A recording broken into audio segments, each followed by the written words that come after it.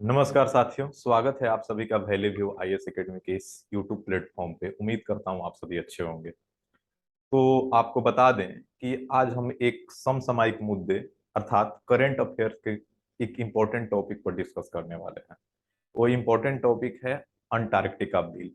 जो अभी जो मॉनसून सेशन जो चल रहा है, वो उसमें लगभग दोनों सदनों में इस बिल को पास कर दिया गया है। अब सिर्फ और सिर्फ एक टर्म्स बचा हुआ है, बस इसको राष्ट्रपति का जिस दिन ही साइन हो जाएगी, यह बिल जो होगा आपका एक्ट बन जाएगा। तो आप भी सोच रहे होंगे कि ये टॉपिक इतना इम्पोर्टेंट कैसे है। तो थोड़ा सा मैं इस टॉपिक का इम्पोर्टेंस आपको बताने का प्रयास करूंगा। देखिए, अभी तक जितने भी टॉपिक को आप करंट अफेयर में पढ़ते हैं, उसका अपना अलग दायरा है, लेकिन यह एक अंटार्कटिका जो बिल है, जो कुछ दिनों में हम ऐसा उम्मीद करते हैं कि यह एक्ट बन जाएगी। और भारत के संदर्भ में इस बिल का पारित होना काफी नीडेड है, काफी जरूरत है। आप पूछेंगे कि क्यों, इसकी क्या जरूरत है, क्यों यह बिल मतलब इतना फोर्सफुली मतलब न्यूज चैनल या अदर आप न्यूज़पेपर वगैरह भी पढ़ रहे होंगे, उस मतलब इस पर ज्यादा क्यों फोकस किया जा रहा है। तो इसकी सबसे बड़ी बात है कि अभी के विश्व परिदृश्य में आप कभी भी देखिएगा, अभी चाहे वो अब यूरोप हो, अमेरिका हो, चाहे एशिया हो, एक क्लाइमेट चेंज अपने आप में एक जटिल मुद्दा के रूप में बढ़ते जा रहा है। आप देख रहे हैं ग्लेशियर जो है वो पिघल रहे हैं।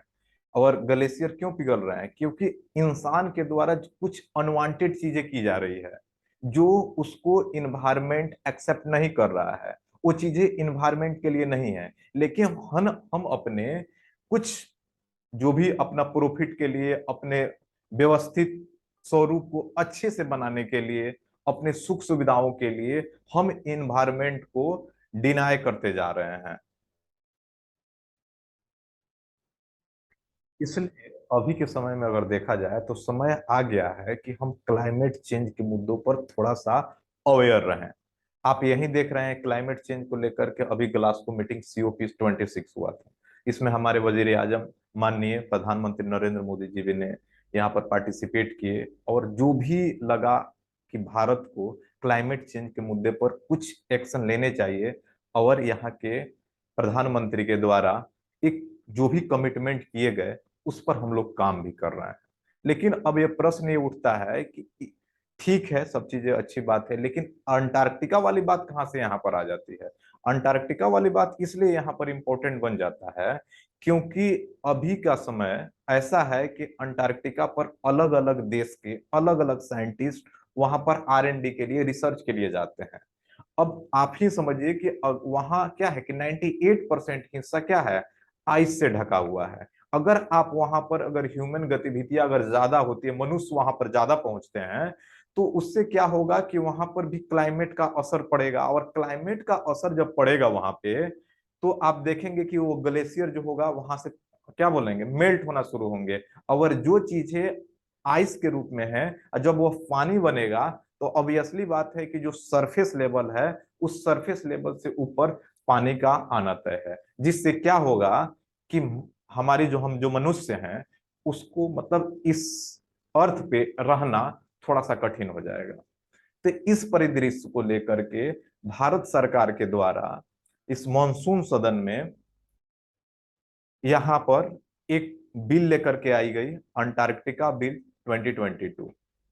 उसको हम यहाँ पर अच्छे से समझने का प्रयास करेंगे कि ये बिल है क्या, और क्या यह इम्पोर्टेंट रखता है हमारे भारतवर्ष के लिए, और इसको लेकर के हमें किस बात को ध्यान रखना चाहिए, क्या अवेयरनेस अपने अंदर रखना चाहिए, इसको हम यहाँ पर समझने का प्रयास करेंगे। तो चलिए, मैं सबसे पहले ये बताता हूँ कि जो अंटार्कटिका है वो कहाँ है। इसका मतलब कुछ स्टैटिक चीजें होती हैं कि मतलब कहाँ है, क्या है, यहाँ पर मतलब एवरेस्ट है, यहाँ पर ज्वालामुखी है कि नहीं, यहाँ पर अब तक कितने देश यहाँ पर पहुंच चुके हैं, भारत के परिदृश्य में इसकी क्या कहानी है। इसको थोड़ा सा हम PPT के माध्यम से इसको समझने का प्रयास करेंगे।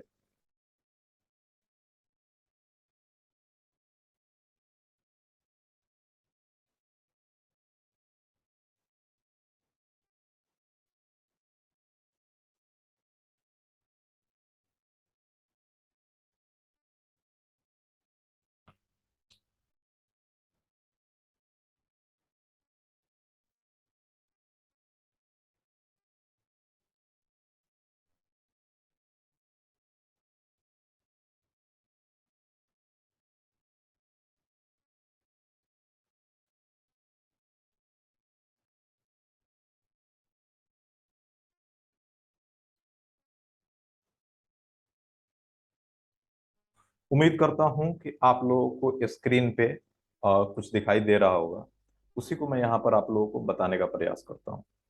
देखिए, ये है न्यूज पेपर का क्लिप। द प्रिंट का न्यूज आप देख लीजिए। अच्छा है, आप एक हिंदी न्यूज चैनल है, उसके द्वारा भी आप देखिएगा कि इस पर चर्चा की बातें लिखी गई है। और एक और न्यूज चैनल की मैं आपको बात करूंगा, बिजनेस स्टैंडर्ड है, उसने भी लगभग इस पर मतलब अपना लेख लिखा है और इसको अच्छे तरीके से इलोबरेट करने का प्रयास किया है। तो मुद्दा यह है कि मतलब जो टॉपिक आज हम डिस्कस कर रहे हैं वह मतलब करंट का मुद्दा है। अगर आप कोई सिविल सर्विसेज का प्रिपरेशन कर रहा होगा, कोई ऐसे स्टूडेंट होते हैं जो वन डे एग्जाम का प्रिपरेशन कर रहे होते हैं, तो मतलब यह हर एंगल से इंपॉर्टेंट बन जाता है। अगर मैं बात करूं बीपीएससी की, तो ये आपका जीएस पेपर 2। ये अगर मैं बात करूं यूपीएससी, ये भी जीएस पेपर 2 से आपका इसका रिलेशन है। इतना ही नहीं, अगर मैं अभी बात करूं वनडे एग्जाम के लिए, तो वनडे एग्जाम में भी इसकी काफी इंपॉर्टेंस बढ़ जाता है, क्योंकि स्टैटिक चीजें वहां पर भी पूछी जाती है। तो यहाँ पर कुछ देखिए, आपके स्क्रीन पर दिख रहा होगा, ये वर्ल्ड है। और वर्ल्ड का जो नीचे वाला देखिएगा, नीचे मैं जहाँ कर्सर घुमा रहा हूँ, कर्सर ये जो यही है आपका अंटार्कटिका। मतलब ऊपर जितने यहाँ पर कॉन्टिनेंट आपको दिख रहे हैं, उसी कॉन्टिनेंट का एक यह पार्ट है। और यह मतलब नीचे साउथ में बिल्कुल नीचे यहाँ पर बना हुआ है। इसकी अगर विशेषताओं की अगर बात करें, तो मतलब लगभग 98% यहाँ पर क्या है, आइस है। लगभग लगभग अगर आइस की अगर परत की बात करें, तो लगभग 2 से 4 किलोमीटर की मोटी बर्फ यहाँ पर जमी हुई रहती है ऑलवेज। यहाँ पर अगर बात करें इनिशियल स्टेज में, जब 1950 60 70 के दशक में सारे देश, दुनिया के जितने भी मतलब ऐसे देश जो दुनिया में मतलब उनकी मतलब एक अलग पहचान है, वो टेक्नोलॉजी के क्षेत्र में अलग है, जैसे आपका ब्रिटेन हो गया, यूएसए हो गया, रसिया हो गया, सब लोगों ने यहाँ पर अंटार्कटिका पर जाना प्रारंभ कर दिया। और जब सारे लोग वहां पर पहुंचने लगे, तो वहां पर एक ही मकसद था, आर एंड डी करना। लेकिन जब आपको ये चीजें पता चलेगी कि मतलब ज्यादा लोग पहुंचेंगे, तो वहां पर भी जिस प्रकार अर्थ को हम लोग कर रहे हैं, वही एक्टिविटी हम लोग कहाँ करेंगे, अंटार्कटिका पर भी करेंगे। तो इसलिए लगभग 1959 में सारे देशों ने एक मीटिंग किया, और मीटिंग करने के बाद वो लोगों ने कुछ डिसाइड किया, जिसमें 12 देश शामिल थे, कि हम लोग एक कमिटी बनाते हैं, और कमिटी के अकॉर्डिंग जिन भी लोगों को आर एंड डी करने के लिए अगर अंटार्कटिका पर जाना है, तो आप जा सकते हैं। लेकिन ध्यान रहे कि वहां पर किसी प्रकार का न्यूक्लियर टेस्टिंग आप नहीं करेंगे, कुछ ऐसा एक्टिविटी नहीं करेंगे जहां उसका इम्पैक्ट वहां के इन्वायरमेंट पर पड़े। आपको बता दूं कि यहाँ पर जो आप पेंगुलिन देखते हैं मोबाइल स्क्रीन पर, बच्चों जनरली उसको बहुत स्क्रीन पर लगा के रखते हैं, वह पेंगुलिन सबसे ज्यादा आपका अंटार्कटिका पर पाया जाता है। वहां अब इसका मतलब ये होता है कि जब वहां पर पाया जाता है, तो आप अगर वहां पर ह्यूमन गतिविधियां अगर अंटार्कटिका पर पहुंचती है, तो हमें उसका ध्यान रखना है कि इससे उन पर किसी प्रकार का इफेक्ट न पहुंचे।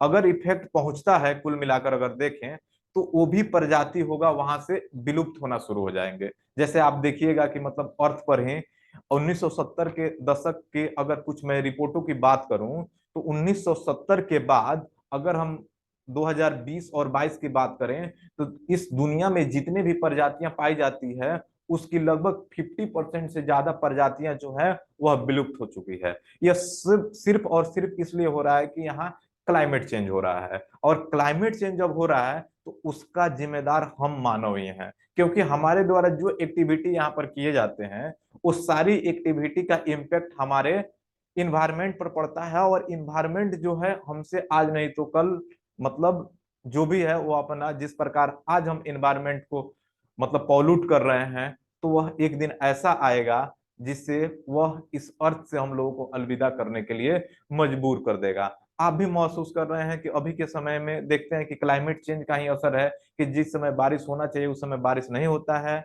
जिस समय बारिश नहीं होना चाहिए उसी समय बारिश हो जाता है। कहीं इतना बारिश हो जाता है कि वहां पर लोग फ्लड के शिकार हो जाते हैं, कहीं इतना कम बारिश हो जाता है कि ड्राई सीजन वहां पर घोषित कर दिया जाता है, लोग सूखे के शिकार हो जाते हैं। इससे क्या होता है कि इसका इम्पैक्ट अगर आप देखें तो किसानों पर, मजदूरों पर, या ग्रामीण क्षेत्र पर निवास करने वाले लोगों पर भी पड़ रहा है, और जो भी अर्बन एरिया में जो लोग रहते हैं, अर्बन एरिया दैट मीन्स मैं कहूँ कि शहरी क्षेत्र के लोग हैं, तो शहरी क्षेत्र पर भी इसका इम्पैक्ट पड़ने लगा है आजकल। क्योंकि वहां पर भी देखिएगा कि मतलब एक अलग इन्वायरमेंट क्रिएट हो जा रहा है, लोगों को रहना मुश्किल होते जा रहा है। हर लोग आप देख रहे हैं कि डिपेंडेंसी रेफ्रिजरेटर पर ज्यादा बढ़ते जा रहा है। देखिए रहे आप, कहीं भी देखिएगा आप, अगल बगल अपने आप इस चीज को देख सकते हैं कि मतलब पहले जो लोग नेचुरल मतलब ऐसे अपने घरों में रहा करते थे, हर घर में आज के समय में आप देखिएगा मिनिमम तो आप कूलर देखेंगे ही देखेंगे। क्यों? क्योंकि टेम्परेचर बढ़ते जा रहा है। ठीक है, आप अगर कूलर एक समय तक यूज करते हैं तो ठीक है, लेकिन जनरली मैं आपको बता दूं कि अगर आप रेफ्रिजरेटर यूज करते हैं तो मतलब उसमें से सीएफसी गैसेस निकलते हैं जो हमारे ओजोन लेयर को क्या करते हैं, उसका बैड इम्पैक्ट डालता है ओजोन लेयर पे। तो कुल मिलाकर के देखा जाए तो आज के समय में इन्वायरमेंट को इम्पैक्ट करने वाले हम ही लोग हैं। तो जो 1959 में एक ट्रीटी साइन की गई इसी को लेकर के कि हम जो दुनिया के लोग हैं, हम जो काम अर्थ पर कर रहे हैं, अपने अपने कॉन्टिनेंट पर कर रहे हैं, चाहे अमेरिका हो, चाहे एशिया कॉन्टिनेंट के लोग हो, चाहे अफ्रीका कॉन्टिनेंट के लोग हो, या आपका ऑस्ट्रेलिया कॉन्टिनेंट के हो, वो सारी एक्टिविटी जो होगा हम नहीं करेंगे अंटार्कटिका पर। क्योंकि अंटार्कटिका पर इतना ग्लेशियर है, और ग्लेशियर जब पिघलना शुरू होगा तो फिर जो यहाँ पर लाइफ का जो सर्वाइवल है वो मुश्किल हो जाएगा। उम्मीद है कि आप ये सारी चीजें समझ पाए होंगे। फिर कुछ वन डे एग्जाम में पूछे जाते हैं, उसको मैं आपको यहाँ पर बताने का प्रयास करता हूँ, और फिर मैं आता हूँ कि बिल में क्या कहे गए हैं, और फिर उस बिल पर चर्चा करके अपने वीडियो को एंड करेंगे।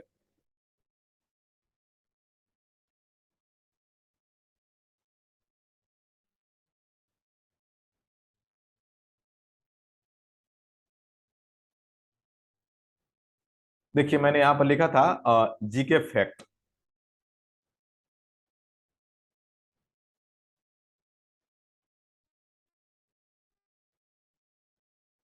यहाँ पर देखिएगा, जैसे मैंने यहाँ पर लिखा है कि इस दुनिया में 7 कॉन्टिनेंट है, उस 7 कॉन्टिनेंट में यह पांचवा कॉन्टिनेंट मतलब एरिया के हिसाब से बड़ा कॉन्टिनेंट है। कि अगर बात करें तो यह कॉन्टिनेंट ऐसा कॉन्टिनेंट है जो सर्वाधिक ठंडा है। अगर बात करें, ठंडा है, ठंडा क्यों है? क्योंकि यहाँ पर ज्यादा आइस है, ज्यादा आइस है, इसके वजह से हम इसको श्वेत महाद्वीप का मतलब इसका संज्ञा देते हैं। दैट मीन्स हम कहें व्हाइट कॉन्टिनेंट भी इसको कहा जाता है। अगर मैं आपको इनिशियल स्टेज से ही बताते आ रहा हूं कि लगभग 98% ये क्या है, बर्फ की मोटी परत यहाँ पर पाई जाती है। इस बर्फ की अगर मोटाई की बात करें तो लगभग 2 से 5 किलोमीटर तक की मोटाई यहाँ पर देखी जाती है। इतना ही नहीं, लगभग अगर बात करें कि यह मतलब अंटार्कटिका की खोज कैसे हुई, तो बात है 1820 का। और 1820 में एक रूसी जहाज हुआ करता था, रूसी जहाज, और उसका रूसी जहाज के एक कैप्टन थे फैबियन वेलिंग सोसेन और मिखाइल प्रोटोविच लाजारेव। ये लोग मतलब उसी रास्ते से गुजर रहे थे, और इन्हीं के द्वारा अंटार्कटिका की खोज 1820 ईस्वी में की गई। यह क्षेत्र आप सोचेंगे कि कैसा है, यह क्षेत्र जो है यह प्लेन एरिया नहीं है, यह जिग जैग टर्म में है। दैट मीन्स उबड़ खाबड़, आपको स्क्रीन पर दिख रहा होगा। और इसका जो समुद्र जो तट है, वहां पर भी ओशियन पाए जाते हैं, उसका जो तट है वह खड़े ढाल, एक होता है कि स्लोप टाइप का, स्लोप बने नहीं है। आप देखिएगा कि स्लोप इंक्लाइंड नहीं है, वहां पर एक खड़ा है। क्योंकि आप देखेंगे कि जो आइस जो होता है, आइस जो मतलब वो तो सॉलिड फॉर्म में होता है, और सॉलिड फॉर्म में होता है तो जनरली इंक्लाइंड होने की चांसेस कम हो जाती है। वहां पर एक क्वीन मोड पर्वत श्रेणी है, मतलब क्वीन मोड एवरेस्ट है, जो मतलब इस कॉन्टिनेंट को, अंटार्कटिका कॉन्टिनेंट को दो बराबर भागों में बांटते हैं। ये सारी चीजें मैं स्टैटिक बता रहा हूं, ये वन डे एग्जाम में काफी इंपॉर्टेंट है, कितनी बार पूछे गए हैं, और हम ऐसा कयास लगा सकते हैं कि भविष्य में इस प्रकार के क्वेश्चन पूछे जाएंगे। इतना ही नहीं, अगर मैं बात करूं कि मतलब अंटार्कटिका पर एक अरबुस शिखर है, जहां पर एक सिर्फ और सिर्फ एक ही सक्रिय ज्वालामुखी है जो पाया जाता है। सक्रिय ज्वालामुखी का मतलब है कि वोल्केनो, वोल्केनो का मतलब है कि अभी तक जब से इसका ओरिजिन हुआ होगा, अभी से उसमें से मतलब जो मटेरियल होते हैं लिक्विड के टर्म में वहां से बाहर आते रहते हैं। तो एग्जाम में ये चीजें ध्यान रखिएगा कि क्या अंटार्कटिका पर कोई ऐसा एक्टिव वॉल्केनो है क्या। एक्टिव दैट मीन्स सक्रिय वॉल्केनो। अगर सक्रिय वॉल्केनो में अगर ऑब्जेक्टिव में अगर क्वेश्चन पूछे जाते हैं, प्री में क्वेश्चन पूछे जाते हैं, तो इस मतलब एवरेस्ट का नाम आपको पता होना चाहिए। यहाँ पर अगर वनस्पति की बात करें तो जो नीचे वाला पार्ट है, जब आप देखेंगे, जब साउथ अमेरिका वाला पार्ट अगर आप पढ़ें, साउथ अमेरिका वाला पार्ट, और फिर नीचे मतलब न्यूजीलैंड वाला पार्ट पढ़ें, चिली वाला पार्ट पढ़ें, तो वहां से कुल मिलाकर के इसका कुछ भाग पर कुछ वनस्पतियां पाई जाती है। और उस वनस्पतियों में लाइकेन और मास यहाँ की मुख्य वनस्पति है। तो इसका भी ध्यान रखना है। ये दोनों क्वेश्चन वनडे एग्जाम में पूछे जा चुके हैं कि जो वनस्पतियां पाई जाती है अंटार्कटिका पर, उस वनस्पति को क्या कहते हैं। तो ध्यान रखिएगा इस बात का। अगर मैं बात करूं कि मतलब ये यहाँ जो अंटार्कटिका है और अंटार्कटिका के अगल बगल जो ओशियन पाए जाते हैं जो सटे हुए हैं, उनका मतलब अगर वाटर की अगर टेम्परेचर की बात करें तो उनकी टेम्परेचर 4 डिग्री से ज्यादा नहीं जाता है। दैट मीन्स अगर कहें तो वहां की जो तापमान है, टेम्परेचर है, वह बिलो 20 डिग्री मेजर किया जाता है। तो इससे आप अंदाजा लगा सकते हैं कि मतलब वहां पर वह जो जगह है, वह जगह कितना मतलब ठंडा है। अगर बात करें अंटार्कटिका महाद्वीप पर स्थित लैम्बर्ट ग्लेशियर विश्व का सबसे बड़ा ग्लेशियर है। ग्लेशियर, अगर यहाँ पर यह भी क्वेश्चन बन जाता है कि दुनिया में सबसे ज्यादा ग्लेशियर, सबसे बड़ा ग्लेशियर कहाँ पाया जाता है, तो आपके दिमाग में ये चीजें पता होना चाहिए कि विश्व का सबसे बड़ा ग्लेशियर का नाम लैम्बर्ट ग्लेशियर है। और लैम्बर्ट ग्लेशियर जो है वह अंटार्कटिका महाद्वीप में पाया जाता है। इतना ही नहीं, अगर मैं याद कीजिएगा, जो लोग मेरे ऑफलाइन इंस्टीट्यूट के जो स्टूडेंट हैं, उन लोगों को मैं ज्योग्राफी की क्लास में ये सारी चीजें मैंने बहुत पहले डिस्कस कर दिया था कि जो सन होते हैं कब इक्वेटर के ऊपर 23.5 डिग्री ट्रॉपिक ऑफ कैंसर पर, और कब ट्रॉपिक ऑफ कैप्रिकॉर्न पर आते हैं। जब सन जो है ट्रॉपिक ऑफ कैप्रिकॉर्न पर जब जाता है, तो उस स्थिति को यहाँ पर मतलब उत्तरायण कहा जाता है, और उस समय अंटार्कटिका पर अंधकार रहता है। वहीं अगर बात करें कि जब जो सन है वह ट्रॉपिक ऑफ कैंसर पर जब जाता है, मतलब अगर मैं दक्षिण सदन की अगर बात करूं, जब इक्वेटर हुआ और इक्वेटर से जब नीचे जाती है, मतलब सन की जो रेडिएशन है, रोशनी है, तो वहां पर आप देखिएगा लगभग 24 सितंबर से लेकर के 21 मार्च तक वहां पर आप देखिएगा हमेशा लाइट रहता है, दिन रहता है। इसलिए आपसे कभी कभी ये पूछ लिया जाता है कि इस दुनिया में वो ऐसा कौन सा ऐसा जगह है जहां पर 6 माह का दिन और 6 माह का रात होता है। उम्मीद करते हैं कि अगर ये चीजें अगर आप कुछ समझ में आ रहा होगा तो थोड़ा सा आप अपने आप को आनंदित महसूस कर रहे होंगे, क्योंकि कुछ चीजें अगर आपको अगर जानने को मिलता है तो वो चीजें अच्छी लगती है। अगर बात करें इस दुनिया में अगर मीठे जल की अगर बात करें जो हम पीते हैं, तो इस पूरी दुनिया में लगभग लगभग 70% यानी 70% मीठे पानी का जो जल है वह अंटार्कटिका पर पाया जाता है। यहाँ पर जैसे पहले ही मैंने बताया कि पेंगुइन, समुद्री पक्षी और सील यहाँ पर बड़ी संख्या में पाए जाते हैं। तो इसलिए ये काफी इंपॉर्टेंट हो जाता है कि वहाँ की भी प्रजाति आज भी मेंटेन है, क्योंकि जैसे अगर वहां पर भी अगर क्लाइमेट चेंज अगर शुरू हो जाता है तो ये प्रजातियां जो होती है वो भी वहां से विलुप्त होना शुरू हो जाएंगे। लेकिन एक इंपॉर्टेंट बात ये हो जाती है कि पेंगुइन है, और पेंगुइन में एक खासियत है कि वो लोग उड़ नहीं सकते हैं। और जब उड़ नहीं सकते हैं तो वहां पर की जो भी ह्यूमन एक्टिविटी अगर वहां पर अगर पहुंचती है, तो ह्यूमन के द्वारा किसी प्रकार का बैड एक्टिविटी वहां पर अलाउड नहीं किया जाएगा। अब पता चला वहां पर जाकर के आप शिकार कर रहे हैं, उनको पकड़ रहे हैं, तो इससे क्या होगा कि उनकी जो संख्या होगी विलुप्त होने की, वह बढ़ने लगेगी। उम्मीद करता हूं कि अभी तक यहाँ तक की जितनी बातें मैंने बताई, यह आप लोगों को समझ में आ रहा होगा।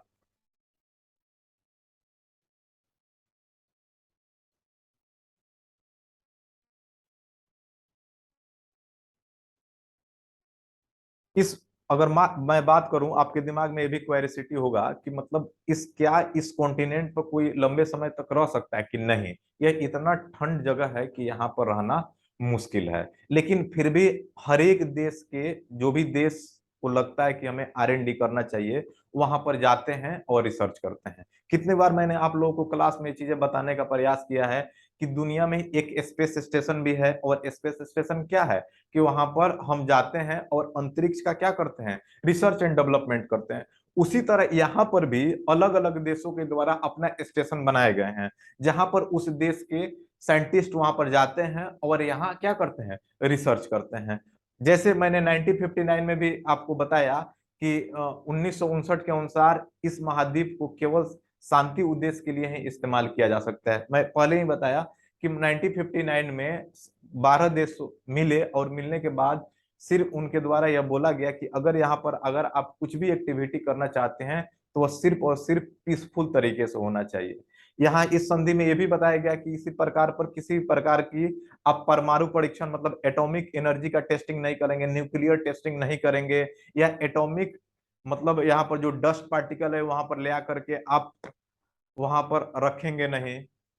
सैनिक गतिविधियां, यानी वहां पर जो खनन करते हैं लोग जा करके, ये सारी चीजें 1989 के ट्रीटी के अकॉर्डिंग क्या है, बैन है। लेकिन इंपॉर्टेंट हो जाता है ये तो मतलब पूरे देश स्तर पर यह कानून है, लेकिन सारे देशों ने अपने अपने देश में एक कानून बना रखा है। और वह कानून क्या है कि जैसे माने कि यूएसए ने कानून बनाया, और यूएसए ने कानून बनाया कि मतलब हमारे देश के जो साइंटिस्ट जाएंगे तो उनको किन बातों को ध्यान रखना है। यहाँ का अगर कोई टूरिस्ट जाना, अगर वहां पर जाने का प्रयास कर रहा है तो उसको किन बातों और किन प्रोटोकॉल को फॉलो करना होगा। अगर यहाँ से अगर कोई मतलब कोई प्लेन जा रहा है, कोई विमान जा रहा है, कोई R&D करने के लिए जा रहा है, तो किन सारी बातों को ध्यान रखेगा। ये अब तक अलग अलग देशों ने अपना एक नियम, लॉ बना चुका है। भारत इस क्षेत्र में अभी तक हम लोग काफी पीछे थे, और लगभग 1983 में हम लोगों ने जो ट्रीटी 1959 में बनी थी उसको हम लोगों ने ज्वाइन किया। लेकिन 1983 के बाद तक हम लोगों का मतलब ऐसे सिचुएशन देखा जाए तो उस प्रकार का कोई सिचुएशन डेवलप नहीं हुआ। और डेवलप नहीं होने की वजह से हम लोग आज तक अंटार्कटिका एक्ट नहीं बना पाए थे कि अगर कोई इंसान अगर वहां जा करके कोई गलत गतिविधियां करता है तो क्या उस पर क्या सजा होना चाहिए। मतलब अगर कोई इंसान है वहां जा करके पेंगुलिन, सपोज मान लीजिए कि पेंगुलिन को पकड़ लेता है, ठीक है, इससे वहां की प्रजातियों पर उसका बैड इम्पैक्ट पड़ता है, तो उससे इंडियन गवर्नमेंट क्या एक्शन ले सकती है, इस प्रकार के कानून अब तक नहीं बनाए गए थे। तो वहीं अब यहाँ पर कानून ऑलमोस्ट बनने के कगार पे है। बिल है अब तक, जब तक राष्ट्रपति का साइन नहीं होता है तब तक कोई भी बिल बिल रहता है। जब जब ही राष्ट्रपति का उस पर साइन हो जाता है तो दैट मीन्स जो वह बिल है वह एक्ट में कन्वर्ट हो जाता है, और वह हमारे कॉन्स्टिट्यूशन का भाग हो जाता है। उम्मीद करते हैं कि आप लोगों को ये सारी बैकग्राउंड क्रिस्टल क्लियर होते होंगे। अब बात करें कि अंटार्कटिका के क्षेत्र में भारत का शोध केंद्र अलग, जैसे मैंने बताया कि मतलब अलग अलग देशों ने अपना स्पेस स्टेशन बना रखे हैं, मतलब स्पेस में, उसी तरह अलग अलग देशों ने अंटार्कटिका पर अपने स्टेशन बना चुके हैं। तो लगभग 1981 81 82 मतलब 1981 और 1982 में भारत ने पहली बार लगभग 9 जनवरी 1982 में डॉक्टर सईद जहूर कासिम के नेतृत्व में भारत का पहला अंटार्कटिका अभियान हुआ, जिसमें ये लोगों के द्वारा वहां पर एंट्री की गई। और एंट्री करने के बाद लगभग दक्षिण गंगोत्री, मैत्री तथा भारती, ये तीन हमारे स्टेशन अब तक बनाए जा चुके हैं। आपको बता दें कि 1983 में दक्षिण गंगोत्री एक स्टेशन बनाया गया, कहाँ पे, अंटार्कटिका पर। स्टेशन का मतलब है कि जस्ट वहां पर एक स्टेइंग का मतलब आप वहां पर जाएंगे तो मतलब रहेंगे कहाँ, वहां पर प्रॉपर मतलब जो भी मतलब ह्यूमन की नीडेड है, जैसे हमको ऑक्सीजन नहीं मिला है तो ऑक्सीजन सिलेंडर होना चाहिए, अगर कुछ R&D करना है तो उससे रिलेटेड चीजें आप अगर यहाँ से भारत से लेकर के गए हैं तो वहां पर रखने के लिए जगह चाहिए। इस प्रकार का स्टेशन वहां पर बनाया गया है। तो 1983 की अगर बात करें तो वहां पर गंगोत्री अंटार्कटिका में बनाया गया। और यह पहला शोध केंद्र था भारत का, जो अब लगभग पुरानी हो चुका है, अब यह खत्म हो चुका है। वहीं अगर बात करें तो 1989 में जो सेकंड वहां पर स्टेशन बनाया गया, जिसका नाम मैत्री रखा गया। जो दूसरा क्या है, मैंने बोला कि सेकंड वहां का स्टेशन है। और जो थर्ड अब तक बनाया गया है वहां का R&D स्टेशन, वह 2012 में बनाया गया है, और इसका नाम है वह भारती है। तो लगभग आपसे क्वेश्चन पूछे जा सकते हैं कि अंटार्कटिका पर जो R&D से संबंधित जो स्टेशन बनाए गए हैं, वह कब कब और किन नामों के आधार पर बनाए गए हैं। तो आपको याद होना चाहिए, दक्षिण गंगोत्री, मैत्री और भारती। तो दक्षिण गंगोत्री 1983, मैत्री 1989 और भारती 2012 में बनाया गया, जिसमें दक्षिण गंगोत्री अभी रनिंग में नहीं है, वह कोलैप्स हो चुकी है। उम्मीद करते हैं कि ये सारी चीजें जो बेसिक है आपको समझ में आ गया होगा। अभी के समय में अगर बात करें तो राष्ट्रीय अंटार्कटिका अध्ययन केंद्र, जहां पर अंटार्कटिका संबंधी मतलब भारत के अंदर एक जगह है गोवा, और उस गोवा में यहाँ पर इनकी एक R&D बनी हुई है। उम्मीद करता है ये चीजें थी स्टैटिक। अब हम चलते हैं कि बिल क्या है और बिल क्या कहता है, और हमें इस बिल पर क्या ध्यान रखना चाहिए।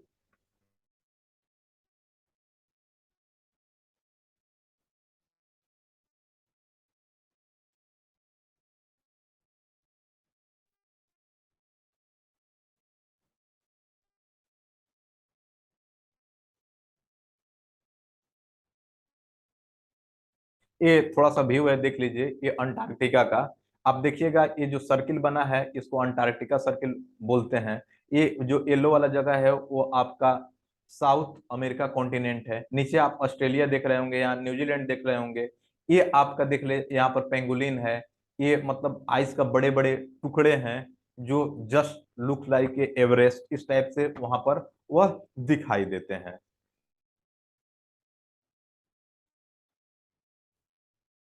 अब यहाँ पर आते हैं कि क्या है ये।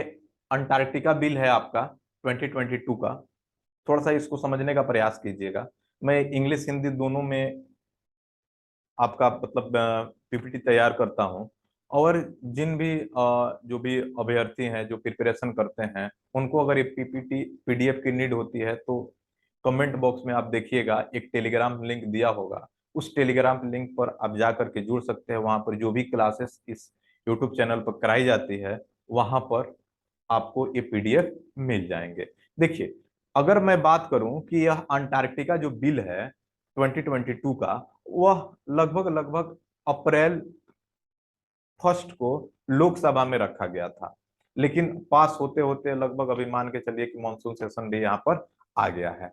अगर मैं बात करूं यह अंटार्कटिका बिल किस किस चीज को मतलब यहाँ पर प्रोसेस करेगी, वह मतलब कौन कौन से ऐसे ट्रीटी हैं भारत के द्वारा, जो अगर आप अंटार्कटिका बिल अगर पास करते हैं तो उनको भी मतलब यह हेल्पफुल साबित होने वाला है। जैसे यहाँ पर लिखा होगा कि जैसे अब अंटार्कटिका मैरिन लिविंग रिसोर्सेस, मतलब जो अंटार्कटिका में जो पाए जाने वाले मतलब वहाँ के जो क्या बोलते हैं समुद्री जीव हैं, उनसे संबंधित है।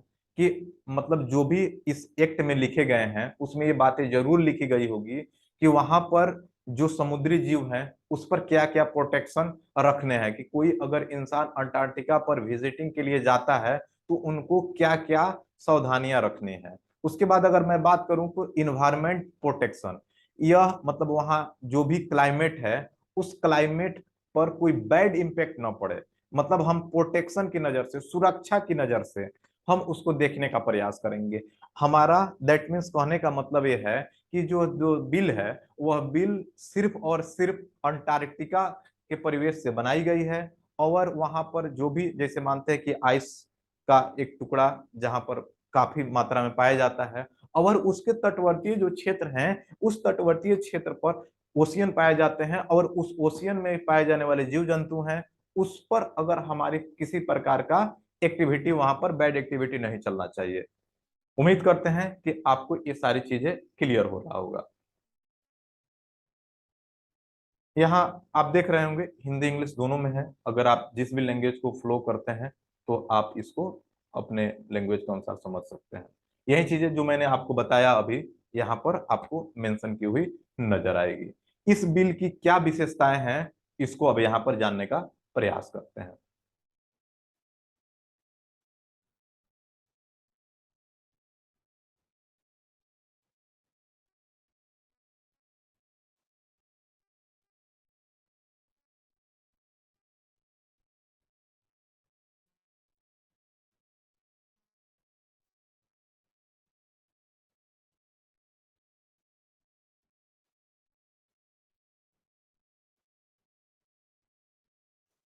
थोड़ा ध्यान दीजिएगा इस बात को।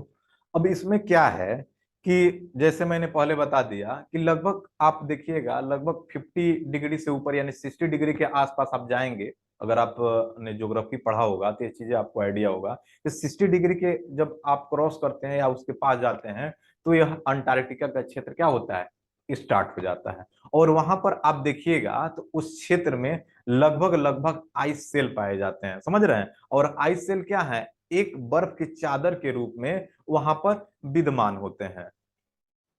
तो मतलब ये जो भी मतलब इसकी अगर फिशर्स की बात करें अंटार्कटिका बिल की, ये सारा बिल जो है इसी क्षेत्र से संबंधित है। अगर मैं बात करूं तो 60 डिग्री साउथर्न पार्ट जो है उस पर, और वहां पर जो भी मतलब आइस हो गए, और इससे सटे हुए जो महाद्वीप हैं उनसे भी कोई ऐसा एक्टिविटी नहीं हो कि उसे सटे हुए कोई मतलब जैसे आप देखिएगा चिल्ली सटा हुआ है, ऑस्ट्रेलिया सटा हुआ है।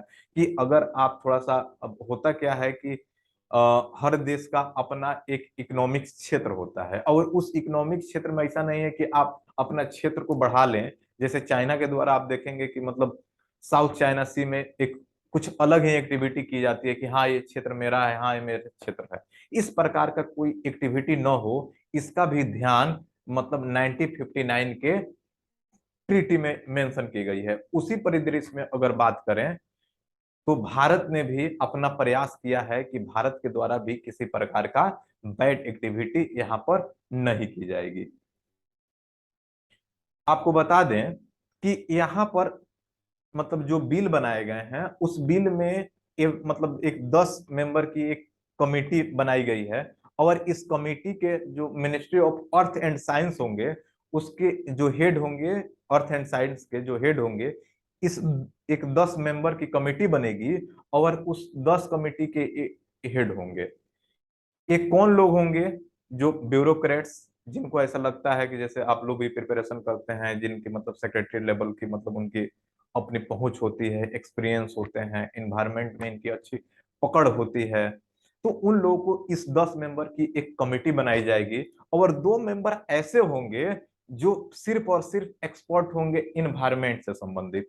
ये सारे लोग कमेटी बना करके ये लोग अथॉरिटी देंगे कि कौन सा इंसान अंटार्कटिका में जा सकता है, कौन सा प्लेन अंटार्कटिका में जा सकता है, कौन से लोग अंटार्कटिका में जाकर के R&D कर सकते हैं। उम्मीद करता हूं कि ये सारी बातें आपको समझ में आ रही होगी। यही चीजें यहाँ पर लिखी गई होगी, यही चीजें हिंदी और इंग्लिश में है।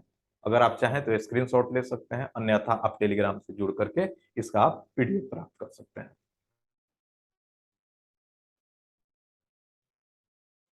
जैसे मैंने बताया कि इन लोगों का मतलब क्या काम होगा, यहाँ पर जैसे देख रहे होंगे कि परमिट देना। लोगों को आपको जाना है तो एक परमिट चाहिए कि मतलब अगर हमको जाना है अंटार्कटिका, ऐसा नहीं मुंह उठा के वहीं पहुंच गए। हमें चाहिए कि एक परमिट देने वाला इंसान होना चाहिए।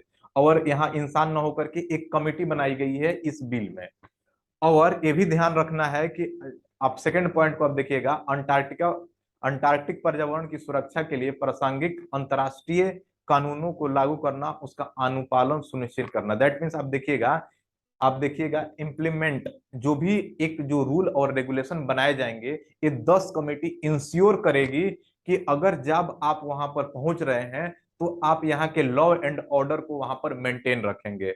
अगर आप वहां पर लॉ एंड ऑर्डर को अगर आप मेंटेन नहीं करते हैं तो यहाँ पर कुछ सजा के भी प्रावधान किए गए हैं, जो आने वाले कुछ स्लाइड में हम लोग जानने का प्रयास करेंगे।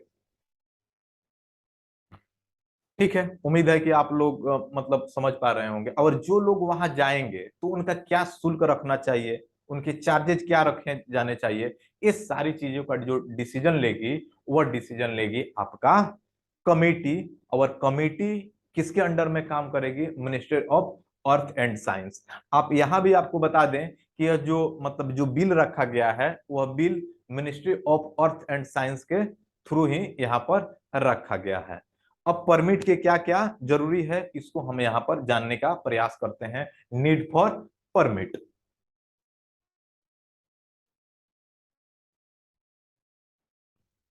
देखिए ऑब्वियसली आप लोग भी मतलब इतने सारी बातों को सुन रहे हैं तो इतना तो आपको आइडिया लग ही गया होगा कि मतलब किस प्रकार की परमिट की जरूरत होगी।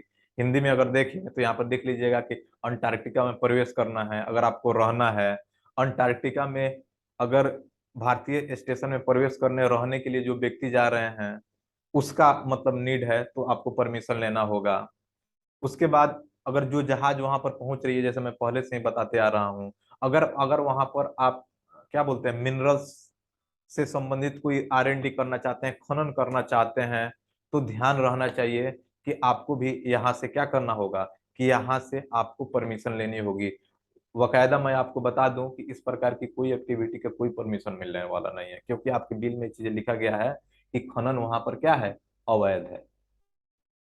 ठीक है, यहाँ पर देखें जैसे वहां पर जो देसी प्रजातियां हैं उस पर किसी प्रकार का बैड इम्पैक्ट ना हो। अगर वहां की अगर कुछ प्रजातियां हैं उसको मतलब आप एज ए टूरिस्टर जाते हैं, उनका मतलब एक होता है पॉजिटिव वे के टर्म में, तो आपको ये चीजें इस 10 मेंबर की कमेटी से अथॉरिटी आपको लेनी पड़ेगी। उम्मीद है कि आप इतनी बातों को समझ पा रहे होंगे। अब यहाँ पर इंपॉर्टेंट हो जाता है कि मतलब वो कौन कौन सी एक्टिविटी हैं जिसको मतलब प्रोहिबिट किया गया है, मतलब उसको आपको नहीं करना है। इसमें ये चीजें अगर बताया गया है कि जैसे अगर आप न्यूक्लियर कुछ टेस्टिंग करना चाहते हैं या कोई रेडियो एक्टिव वेस्ट, देखते हैं कि आजकल एक नया फंडा चला है वर्ल्ड स्तर पर कि कोई भी अपना R&D करता है और उससे निकलने वाले जो कचरा है उसको दूसरे जगह पर क्या करते हैं, ले आकर के वहां पर डंप करते हैं। तो ये चीजें वहां पर नहीं होनी चाहिए। तो मतलब पहला बिल में इस बिल में ये चीजें मेंशन की गई है कि हमें क्या नहीं करना है। तो क्या नहीं करने वाले में अगर मैं बात करूं तो आपको कोई न्यूक्लियर टेस्टिंग नहीं करना है वहां पर, कोई रेडियो एक्टिव वेस्ट ले आकर के वहां पर जमा नहीं करना है। उसके बाद अगर मैं बात करूं तो मतलब जो है कूड़े हो गए, प्लास्टिक हो गए, क्योंकि अभी देख लीजिएगा प्लास्टिक एक बड़ी चुनौती यहाँ पर उभरते जा रहा है। प्लास्टिक गति कचरा और अन्य अदर्स मैटर्स पदार्थ सब्सटेंस जो मतलब अगर अंटार्कटिका में पहुंचते हैं उसका बैड इम्पैक्ट पड़ता है और उससे इन्वायरमेंट पर असर निगेटिव इफेक्ट पड़ता है, तो ये सारी चीजें वहां पर बैन की गई है। आपको बता दें कि यहाँ पर क्या क्या मतलब ऐसे प्रावधान किए गए हैं कि अगर आप कुछ गलत करते पकड़े गए तो आप पर क्या क्या जुर्माना लगाए जाएंगे। देखिएगा यहाँ पे अगर इस बिल में ये चीजें लिखा गया है कि अगर आप न्यूक्लियर संबंधी कोई भी ऐसा एक्टिविटी करते हैं जो वहां पर बैन है तो वहां पर आपको 20 साल की सजा और लगभग 50 करोड़ की राशि आपको सजा के रूप में दी जाएगी। अब समझ लीजिए कि मतलब 20 साल की सजा और 50 करोड़, समझ लीजिए कितना स्ट्रिक्ट मतलब नियम बनाए जा रहे हैं। अगर आप वहां पर कुछ माइनिंग करते हैं, ड्रिलिंग करते हैं या एनिमल हैं, चाहे कोई वहां के प्लांट है, उस पर अगर आप किसी भी प्रकार का अगर बैड एक्टिविटी करते हुए अगर पकड़े जाते हैं तो लगभग 7 साल की जेल और 10 से 50 लाख तक का आपके ऊपर जुर्माना लगाया जा सकता है। उम्मीद करते हैं कि आपको ये सारी बातें क्लियर हो गई होगी। ये हिंदी में लिखा गया है।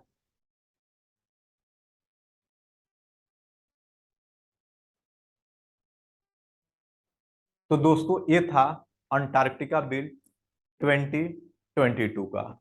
अगर पसंद आए तो इस वीडियो को जरूर शेयर करें। अगर किसी भी प्रकार का अगर आपको कंफ्यूजन लगता है तो कमेंट बॉक्स में जरूर पूछें। हमारा प्रयास रहेगा कि आने वाले समय में उससे आपका जो भी कंफ्यूजन है उस कंफ्यूजन से रिलेटेड आपका एक डाउट क्लास रखा जाए।